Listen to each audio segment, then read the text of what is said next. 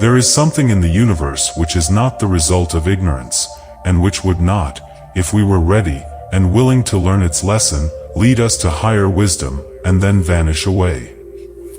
But men remain in evil, and it does not pass away because men are not willing, or prepared to learn the lesson which it came to teach them. I knew a child who, every night when its mother took it to bed, cried to be allowed to play with the candle, and one night, when the mother was off guard for a moment, the child took hold of the candle. The inevitable result followed, and the child never wished to play with the candle again.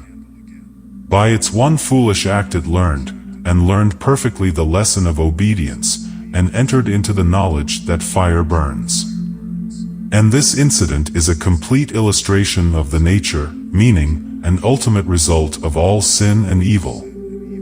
As the child suffered through its own ignorance of the real nature of fire, so older children suffer through their ignorance of the real nature of the things which they weep for and strive after, and which harm them when they are secured, the only difference being that in the latter case the ignorance and evil are more deeply rooted and obscure. Evil has always been symbolized by darkness, and good by light, and hidden within the symbol is contained the perfect interpretation, the reality, for, just as light always floods the universe, and darkness is only a mere speck or shadow cast by a small body intercepting a few rays of the illimitable light, so the light of the supreme good is the positive and life-giving power which floods the universe, and evil the insignificant shadow cast by the self that intercepts and shuts off the illuminating rays which strive for entrance. When night folds the world in its black impenetrable mantle, no matter how dense the darkness, it covers but the small space of half our little planet, while the whole universe is ablaze with living light, and every soul knows that it will awake in the light in the morning. Know, then, that when the dark night of sorrow, pain, or misfortune settles down upon your soul, and you stumble along with weary and uncertain steps, that you are merely intercepting your own personal desires between yourself and the boundless light of joy and bliss, and the dark shadow that covers you is cast by none and nothing but yourself.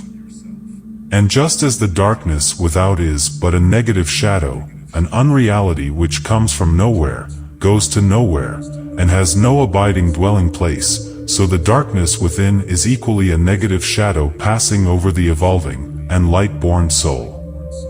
But, I fancy I hear someone say, why pass through the darkness of evil at all? Because, by ignorance, you have chosen to do so, and because, by doing so, you may understand both good and evil, and may the more appreciate the light by having passed through the darkness.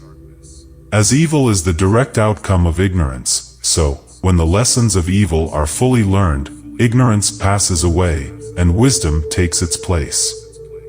But as a disobedient child refuses to learn its lessons at school, so it is possible to refuse to learn the lessons of experience, and thus to remain in continual darkness, and to suffer continually recurring punishments in the form of disease, disappointment, and sorrow.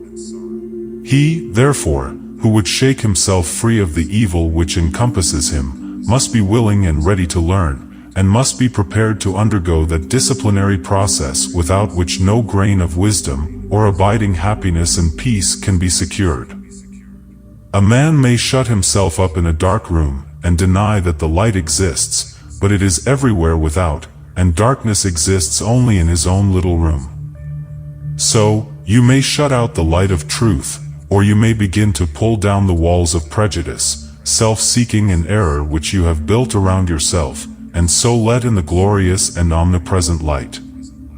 By earnest self-examination strive to realize, and not merely hold as a theory, that evil is a passing phase, a self-created shadow, that all your pains, sorrows and misfortunes have come to you by a process of undeviating and absolutely perfect law, have come to you because you deserve and require them, and that by first enduring, and then understanding them, you may be made stronger, wiser, nobler.